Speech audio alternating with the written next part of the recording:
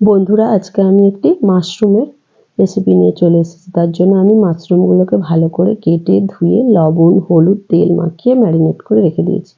এরপর আমি কড়াইয়ে তেল দিয়ে সাদা জিরে ফোড়ন দিয়েছি।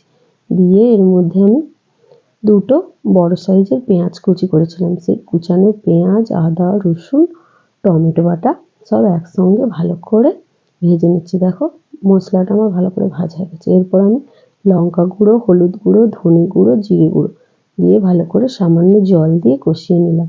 আর স্বাদ মতো লবণ দিয়ে দিলাম, কারণ আগে আমি লবণ একটু দিয়েই রেখেছিলাম। এরপর আমি কাজু বাদাম বাটাটা দিয়ে দিলাম। দিয়ে মশলাটাকে ভালো করে কষিয়ে আগে থেকে যেটা আমি ম্যারিনেট করে রেখেছিলাম মাশরুম, সেটাকে তুলে দিলাম।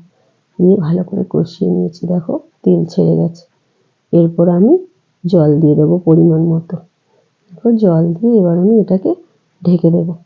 এবার দেখো আমার তরকারিটা প্রায় হয়েই গেছে। এরপর আমি সামান্য চিনি দিয়ে দেব আর ধনেপাতা কুচি ওপর থেকে ছড়িয়ে দেব।